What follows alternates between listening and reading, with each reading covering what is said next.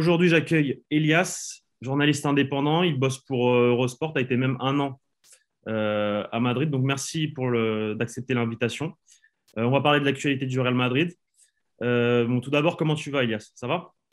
Mais écoute, ça va bien et toi, là c'est une période où il y a les matchs qui vont commencer à s'accumuler, ça joue tous les 3 jours et moi ça va bien. En tout cas, merci. Donc, on va commencer par parler de la forme du Real Madrid depuis le début de saison, faire un mini bilan en analysant un peu le match de ce week-end face à Valence. Donc, tout d'abord, pour toi, qu'est-ce que tu retiens de cette première partie de saison du Real Madrid de Carlo Ancelotti? C'est vrai que moi j'avais pas mal de doutes avant le début de la saison déjà parce que le choix d'Ancelotti, je trouvais que c'était vraiment un choix par défaut. C'est un choix qui ressemble beaucoup à ces dirigeants du Real Madrid qui se tournent vers ce qu'ils connaissent et ont été un peu pris de court par le départ de Zidane. Il n'y avait pas tant d'options sur le marché. Et je me souviens le jour où il y a le nom d'Ancelotti qui apparaît, il n'y a personne qui y croit à Madrid. Il y a certains extraits de radio, les journalistes ils sont là, très très bien. Le journaliste de la Cadena Ser qui sort l'info. Super pour toi, mais ça va jamais arriver. Et quand Ancelotti, finalement, le nom est confirmé, ça prend tout le monde de court. Vraiment, on ne sait pas quoi penser. Et finalement, ça se passe bien. Ça se passe bien et c'est un moment assez particulier dans l'histoire du club parce que tout le monde sait que cet été, c'est vraiment là où les choses vont commencer à se faire. Ça fait des années que tout le monde attend ça. Et il fallait gérer cette saison de sorte à ce que tu ne te retrouves pas l'été 2022 avec tout à reconstruire. Et là, pour l'instant, ça se passe plutôt bien. C'est un Real, je trouve, qui est assez bizarre parce qu'il est un peu informe. Il y a quand même beaucoup de questions qui sont pas encore qui sont soulevées et qui n'ont pas encore de réponse. Quel rôle il veut vraiment donner à là-bas? Comment est-ce que tu gères les jeunes? Parce que les jeunes, les joueurs du Castilla ont assez peu de temps de jeu. Est-ce que ce Real Madrid qui se retrouve parfois très très bas à défendre dans les matchs, est-ce que c'est viable à long terme? Il y a plusieurs questions comme ça, mais pour l'instant ça se passe bien et je pense que le Real va gagner la Liga si tout se passe bien. Et il y a aussi une chose qu'on peut noter, c'est que c'est un Real qui a pas mal de marge, même si c'est une équipe encore assez inaboutie. On parlera du match de Valence après, mais le Real joue pas super bien. Au final, il en met 4. Ça, on l'a vu tellement, tellement de fois dans la saison. Je pense que si tu résumes la saison du Real jusque-là, tu peux dire qu'il a le meilleur gardien de Liga, il a la meilleure paire de centraux de Liga, il a le meilleur milieu de terrain de Liga avec Kroos et Modric qui sont à un niveau fantastique, quand bien même Casemiro est à un niveau, pour le coup, préoccupant. Il a le meilleur numéro 9 de Liga, il a le meilleur joueur de Liga, Vinicius. À partir de là, tu as quasiment tout dit. Est-ce que finalement, Carlo Ancelotti n'était pas le meilleur entraîneur pour une période de transition?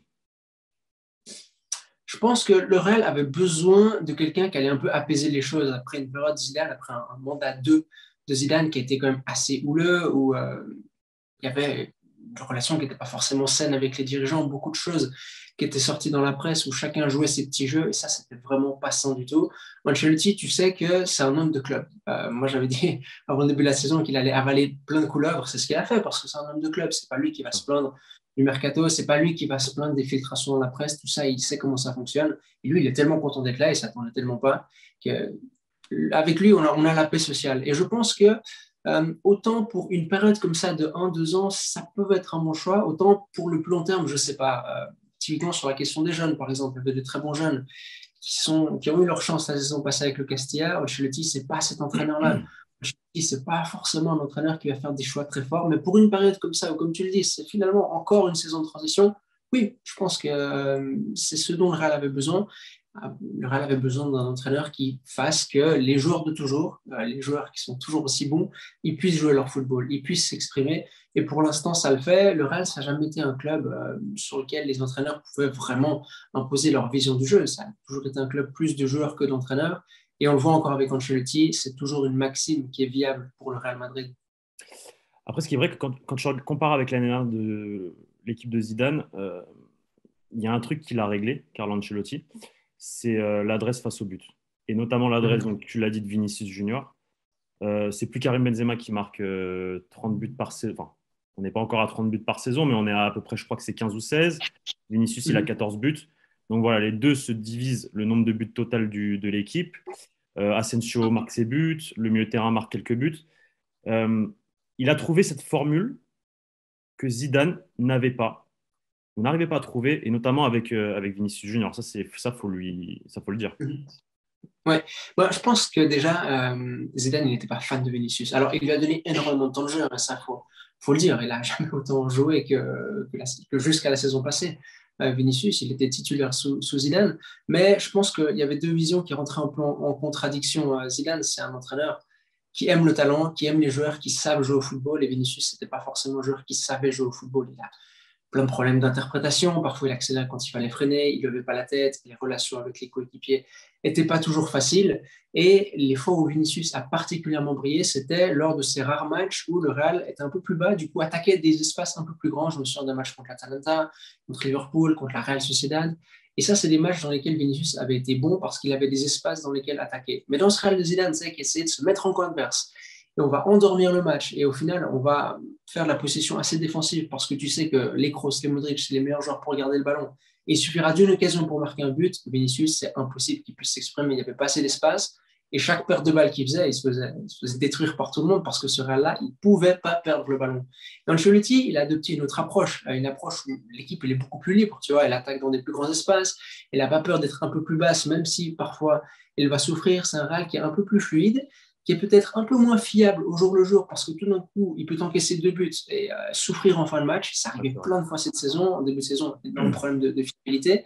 Et je pense que l'équipe de Zidane, elle était un peu plus constante et elle avait un niveau de compétitivité très haut, mais elle n'était pas forcément brillante. L'équipe d'Ancelotti, parfois, elle peut subir un peu plus de haut et de bas, mais les résultats sont là. C'est une équipe qui est assez divertissante à avoir joué. Et autant l'équipe de Zidane, je n'avais pas forcément de doute sur le fait que quand elle arriverait face au Liverpool, face à l'Atalanta, face à l'Inter, ça se passerait très bien. Autant l'équipe d'Ancelotti, pour l'instant, je demande à voir parce que justement, tu ne sais pas si ce côté plus imprévisible peut jouer en sa faveur ou peut jouer en sa défaveur. Ancelotti, comme tu le disais, il a réussi à créer un contexte dans lequel il y a plusieurs joueurs qui peuvent se sentir protagonistes parce que tu as le droit de rater, parce que tu peux rater des passes, parce qu'il y a plein d'occasions qui vont arriver dans le match. Et ça sied davantage à certains joueurs, pas à tous, mais ça sied davantage au Vinicius, au Asensio, à ces joueurs qui ont besoin d'un peu plus de liberté, ces joueurs qui ont besoin d'un contexte dans lequel ils peuvent se tromper. Et ça, c'est la clé. Marco Asensio, tu vois, c'est pas un joueur qui est brillant, mais il suffit d'une fois sur 3 où il va se rater, il suffit d'une fois où il réussit. Marco Asensio, je crois, il a 5 buts cette saison, par exemple. Il ne fait pas des super matchs, mais c'est un contexte dans lequel il peut être bien meilleur que sous Zidane, où toutes les choses elles étaient très, très réglées. Tu sais, il avait une vision Zidane dans laquelle on va vraiment gérer le match et il suffira encore une fois d'une occasion pour marquer et on va remporter 1-0 parce qu'on ne peut pas se permettre d'ouvrir le match. C'était un peu ça la prémisse du deuxième mandat de Zidane. C'est vrai. Marco Asensio, c'est quand même un contexte un peu particulier depuis sa blessure pour moi, je trouve. Enfin, il a perdu pas mal de ses qualités, notamment la vivacité et la rapidité. La blessure qu'il a eue, elle était pas facile. Et, euh, et c'est vrai qu'il est pas exceptionnel. Il n'est pas exceptionnel cette saison. Il n'a pas été exceptionnel la saison dernière. Mais bon, il marque quelques buts. Il a 5 buts, comme tu dis. Donc voilà. Mais, ouais, mais Marco Asensio, c'est quand même un contexte particulier. Et c'est bien dommage parce qu'il avait quand même un très gros potentiel avant la blessure. Potentiel top mondial pour moi, c'était mon avis. Et aujourd'hui, bon, bah, la blessure a fait que voilà. Mais voilà. Et du coup, on va revenir donc sur le match de Valence. Ça rejoint un peu tout ce que tu dis. Il y a deux noms sur ce match-là qui sont, encore une fois, Vinicius et Benzema. Le Real Madrid perd le week-end d'avant à Getafe. Vinicius n'est pas là. Ça joue, c'est sûr que ça joue parce que c'est l'homme en forme, c'est le meilleur joueur du Real Madrid, tu l'as dit. Donc voilà, comment tu analyses ce match-là? Est-ce que tu vois des différences avec le match de Getafe? Forcément oui, donc voilà, dis-moi. Getafe, c'est une équipe qui avait très bien cerné ce qui pouvait embêter le Real Madrid, c'est-à-dire le priver d'espace, vraiment défendre très très bas et presser beaucoup. Le Real, cette saison, c'est pas une équipe qui est brillante face au pressing et c'est pas une équipe qui est brillante au pressing. Il y a certains matchs où le Real, je me souviens, match à Villarreal, contre Villarreal le Bernabéu, tu as face à toi Parejo et Trigueros et tu essaies de les presser mal, t'es mort. Et le Real s'est fait tourner à domicile. Au final, le résultat, ils se sont bien sortis parce que Villarreal, voilà, offensivement, ils ont leurs problèmes à eux. Mais ce n'est pas une équipe qui est forcément brillante. À l'heure d'aller presser, et ça, Ancelotti l'a résolu parce que l'équipe ne presse plus trop, elle s'expose plus trop en essayant d'aller presser bêtement. Mais face au pressing, c'est une équipe qui peut avoir certains problèmes parce que Lucas Vazquez, il est hyper limité dans ce registre-là, sous pression, parce que Casemiro ne vit pas une super saison, parce qu'il y a encore un rôle donné à Alaba où tu ne sais pas trop à quel point Ancelotti veut lâcher la bride avec lui. Alors Alaba, il aimerait s'exprimer avec ballon, mais parfois, on prend un peu moins de risques. Et Retafe avait assez bien ciblé ça, qui est Santos Flores. il a fait ce qu'il avait à faire. Et le Real Madrid s'est retrouvé dans un match où il y avait peu d'espace, où il n'arrivait pas vraiment à poser son rythme. Et comme tu l'as dit, Vinicius pas là, ben, tu perds ton arme numéro un. Et autant la saison passée, je me disais, mais qu'est-ce qui se passe si le Real perd Benzema et Ramos? Autant la question cette saison, c'est qu'est-ce qui se passe si tu perds Vinicius? Tu vois, tout d'un coup, l'équipe, il y a beaucoup moins de qualificatifs positifs à lui adresser. Et pour Valence, ben, Vinicius, il est de retour. Et là, tout d'un coup, ben, il te règle les problèmes à lui tout seul, entre guillemets, parce que c'est une menace à lui tout seul. Il génère de l'activité rien que par sa présence sur le terrain. Tu lui donnes le ballon à 60 mètres des buts, il va pouvoir remonter le bloc, il va pouvoir faire des courses dans l'espace, il va pouvoir tenter des choses. Et c'est marrant parce qu'il ne fait pas son meilleur match face à Valence. Et Vinicius, ces derniers temps, ces 2 derniers mois, il est un petit peu moins bon, je trouve, que sur les 2 premiers mois de la saison. Mais tu ajoutes à ça le fait que tout d'un coup, il peut marquer, et ben, ça gomme, tu as tous les petits problèmes qu'il peut avoir dans le jeu. Et contre Valence, c'est ça. Tu as encore un Real Madrid qui n'est pas forcément brillant, qui ne sort pas le match de l'année. Et tu peux le comprendre, c'est pas forcément en janvier que tu sors tes meilleurs Ouais. matchs. Il y a tellement de matchs, t'oublies. Mais à la fin, ils gagnent 4-1. T'imagines, Séville ne fait pas ça, les gars. Le Betis ne fait pas ça, les gars. Ils font des super saisons, ces deux clubs. Hein. Mais ils font pas ça. Et le Real Madrid n'est pas brillant, mais il a une telle marge, que ça explique là où il en est aujourd'hui. Et revenons, as parlé beaucoup de Casemiro, revenons sur le Brésilien.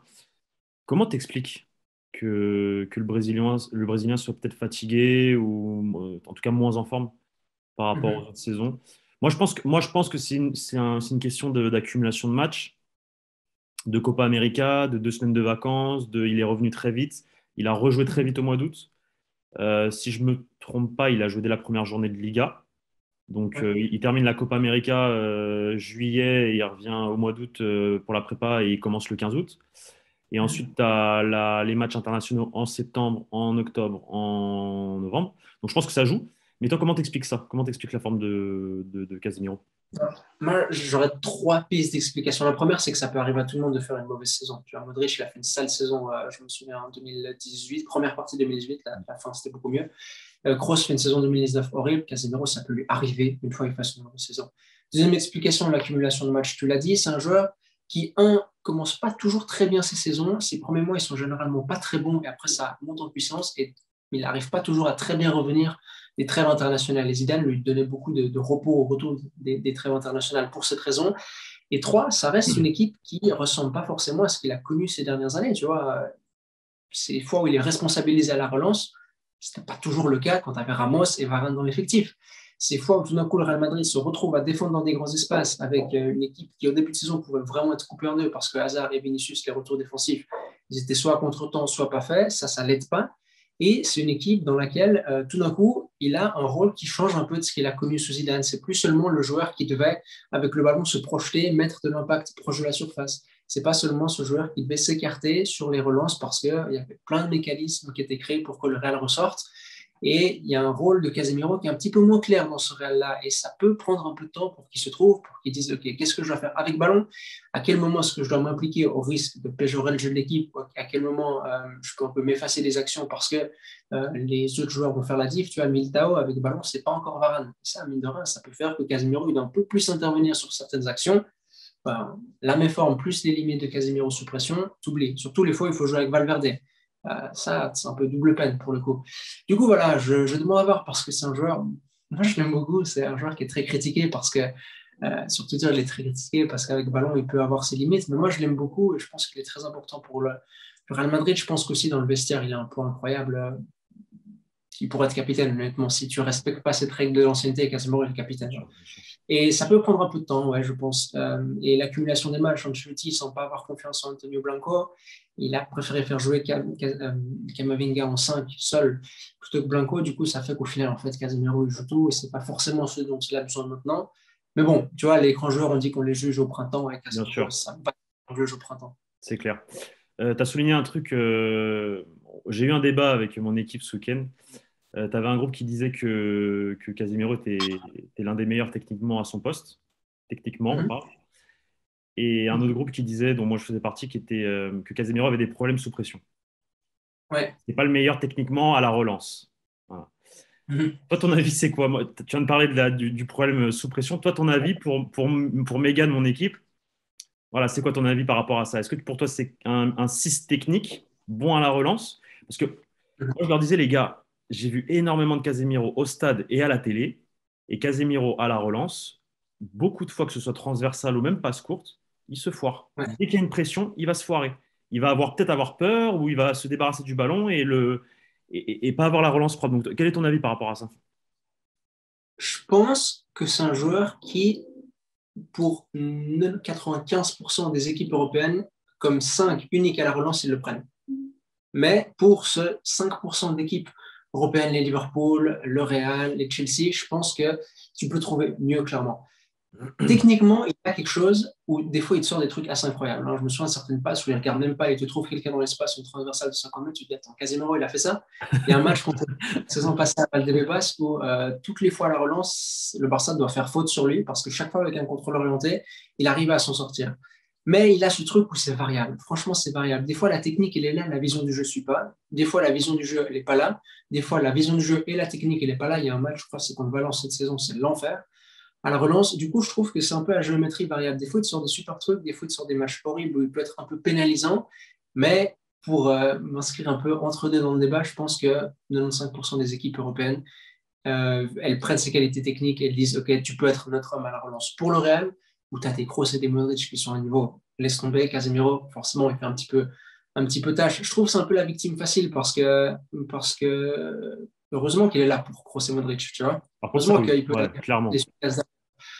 j'ai un peu de peine à imaginer, tu vois, un milieu beaucoup plus technique, un peu à la Jorginho, et puis que ça se passe autant bien, tu vois. Et Llorel l'avait tenté avec Llorente à l'époque, et c'était un peu compliqué parfois, parce que même s'il était super bon techniquement, il envahissait un peu les zones de Kroos et Modric. C'est un équilibre pas forcément facile à trouver, un jeu avec Kroos et Modric. Et Kamavinga, il est en train d'en faire les frais actuellement. Ceballos, on a fait les frais par le passé. Isco un peu. Et du coup, c'est un petit peu le mouton noir, Casemiro, mais c'est difficile de trouver plus adéquat pour ce Real-là. Mais il faut qu'il soit en forme, par contre. Ça, oui. Je suis d'accord avec toi. Donc, on va revenir sur le match de demain contre le Barça. Super Coupe. Euh, Premièrement, quel est ton avis sur le Barça? Le Barça de cette saison. Tu penses qu'ils peuvent aller chercher la Super Coupe en Arabie Saoudite ou ça va être compliqué face au Real en demi-finale? Non, non, ça va être compliqué. Je pense que toute victoire qui ne serait pas une victoire du Real, ce serait une surprise. Premièrement, parce que le Barça, même si Xavi veut instiller une idée de jeu et que ça progresse petit à petit et que tu vois une amélioration de match en match, c'est pas pour autant que l'équipe est plus compétitive, je dirais. C'est une équipe qui fait peut-être mieux les choses, qui a développé certains schémas en attaque, un certain rôle donné aux ailiers, certaines adaptations qui sont intéressantes. J'ai bien aimé ce que Xavi a fait avec Daniel Alves ce week-end. Parfois, ça visait à libérer l'espace pour Dembélé. Mais tu as l'impression que pour 3 actions bonnes, il y en a 3 qui sont pas forcément encore très bien travaillées, qui sont un peu foireuses. Et c'est une équipe qui n'est pas fiable, surtout dans la conclusion de ces fins de match, où elle n'arrive plus à tenir le ballon, elle recule, elle se retrouve à souffrir énormément. Et dès qu'il faut attaquer dans les grands espaces en transition offensive, ben, elle n'est pas encore très bonne. Ce qui te laisse un Barça en fin de match qui a finalement très peu d'arguments s'il n'arrive pas à tenir le ballon.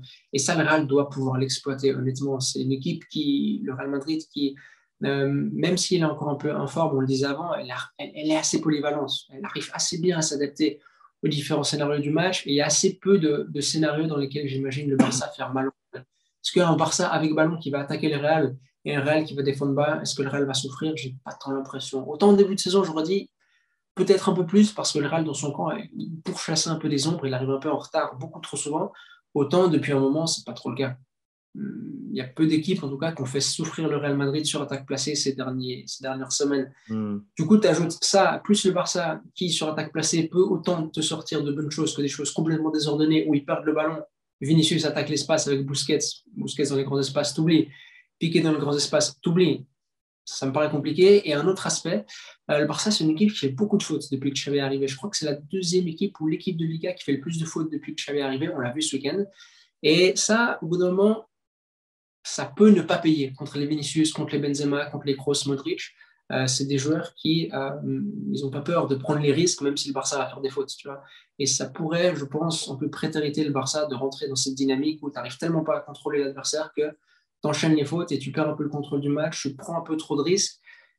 Le facteur psychologique aussi, je ne suis pas sûr qu'à mesure que le match avance, il joue en faveur du Barça. Tu sais. Ouais, c'est pas faux. Mais est-ce que du coup tu penses que le Real va aller chercher cette Super Coupe Euh, en tant que Je priorité pense entre guillemets, tu vois, genre ou est-ce que c'est pas justement le match où le Barça doit montrer qu'il est justement. Le Barça a tout à jouer en fait face au Real Madrid dans ce match-là. Et le Real, ils vont aller chercher la Super Coupe d'Espagne, ça c'est clair et net. Mais est-ce qu'ils vont pas jouer à 50%, tu vois, pour comment dire, jouer tranquille et parce que derrière, tu as des échéances, la Liga, la Coupe du Roi, la Ligue des Champions, tu vois, des matchs beaucoup plus importants et donc éviter des blessures. Donc, est-ce que le Barça n'a pas tout à jouer demain, mercredi, face au Real? Le Barça, c'est clairement un match qu'il a utilisé pour montrer qu'ils ont progressé et que c'est pas la même chose que ce Coman, mais j'imagine pas Vinicius jouer un classico à Ouais, 50%. c'est vrai. Il aime beaucoup ça. Et j'imagine pas ces champions-là jouer des matchs à 50%. Il y a une chose, tu sais, dont on n'a pas beaucoup parlé ces dernières années au sujet du Real Madrid. Vraiment, si on avait un peu parlé, c'est un vestiaire très particulier. C'est des champions, honnêtement. C'est des gars, ils sont là pour gagner, pour faire leur travail. Et il y a une mentalité dans ce vestiaire qui est très particulière. Et tu sais, on a peu entendu d'histoires de vestiaire, tu sais, de trucs, de petites bisbilles comme ça, comme tu peux entendre parfois, parce que ça arrive dans les grands clubs. C'est un vestiaire qui a toujours été très uni, parce que c'est des gars, ils sont professionnels, ils sont matures, ils ont un objectif. Et dès qu'il y a un gars qui sort un peu du rang, genre Isco ou Marcelo, bah tant pis pour lui, honnêtement. Et c'est pas, faut pas compter sur les coéquipiers pour créer des petites guéguerres bêtes de vestiaire, parce qu'ils sont tous concentrés sur un objectif. Et c'est pour ça que je les imagine assez mal, tu vas prendre ce match à la légère. Quand ils ont gagné la Super Coupe en 2019, c'était comme des fous. Ils avaient sorti un super, super match contre Valence. Contre l'Atlético, ça avait été difficile. Ils avaient tenu jusqu'au bout, même à 10. Franchement, pour un match comme ça, même si ça intervient dans un moment très particulier de la saison, pour un tournoi comme ça, je les imagine faire le travail, honnêtement. Ouais, je pense aussi. Et tu as souligné le fait que le vestiaire est un vestiaire professionnel, et ça, c'est clairement vrai. Pour moi, c'est l'un des meilleurs vestiaires d'Europe, si ce n'est le meilleur. En termes de professionnalisme et de sérieux, mais on le voit, tu as le départ du capitaine Sergio Ramos cet été, le vestiaire, il reste pareil, il bouge pas. C'est toujours la même mentalité, la même envie. Enfin, après, avec des professionnels comme Casemiro, comme tu l'as dit, qui peut être capitaine du Real Madrid, ou Benzema, ou Luka Modric, qui est capitaine de la Croatie, enfin, t'es obligé Ouais, c'est ça. d'avoir ce résultat-là. Bon, revenons maintenant sur les échéances à venir. Après la Super Coupe, donc, on a la Coupe du Roi, les huitièmes de finale face à Elche. On a la Liga forcément. Le Real a 5 points d'avance sur Séville, j'allais dire bêtise, sur Séville. Euh, L'Atlético a l'air d'être hors course, le Barça a l'air d'être hors course. Moi, je répète souvent que pour moi, si le Real Madrid ne gagne pas cette saison la Liga, ça serait une faute professionnelle parce qu'ils ont tout pour la gagner. Je vois pas Séville tenir à la longue. Donc, si on part du principe que la Liga, c'est quasiment joué, voilà. Est-ce que tu penses que le Real Madrid doit aller chercher le doublé national ou le triplé national du coup avec la coupe de demain et ce week-end? Et est-ce que le Real peut aller chercher le Paris Saint-Germain en février-mars et pourquoi pas viser cette Coupe d'Europe qui, voilà, c'est dans l'ADN du club de gagner la Ligue des Champions tout le temps, quoi. Alors, sur la coupe, ils doivent aller la chercher. Je ne comprends pas pourquoi le Real Madrid était aussi mauvais en coupe ces dernières années. C'était pas normal pour un tel club. Et c'est une compétition, ça fait un moment qu'ils ont de la peine. Quand Mourinho la gagne, déjà c'était la première fois en 18 ans qu'il la gagnait, tu te demandes pourquoi le Real galère autant en coupe. Ils doivent aller la chercher, même si je lui fais davantage confiance sur le championnat que sur la coupe. La coupe, toujours arriver des matchs où tu ne sais pas pourquoi, tu les perds. Mais pour le championnat, je pense que c'est bon, justement, pour ces questions de régularité et de marge dont on parlait avant. Il y a trop de joueurs qui sont au-dessus par rapport au niveau actuel de la Liga, Mm. qui n'est pas incroyable non plus. Et sur la Ligue des Champions, je pense que le Real sera compétitif, et ça, déjà, c'est une première chose. C'était pas forcément gagné que ce Real-là serait compétitif en Europe avant la saison, au vu de l'effectif, mais plusieurs raisons font qu'il est compétitif. C'est bien passé en phase de groupe.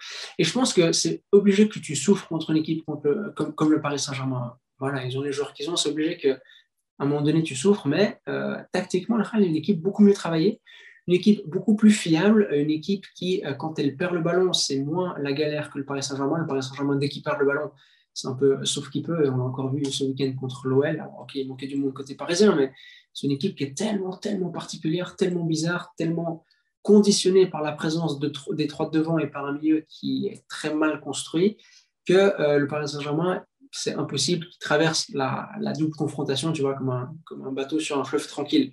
Et en fait, le Real, pour moi, doit jouer là-dessus. Au niveau du talent, bah, c'est évident que Neymar, Mbappé, Messi, à tout moment, même si l'équipe joue mal, ils peuvent te sortir quelque chose. Ça, tu dois en être conscient. Mais pour moi, le Real Madrid doit être dans cette logique.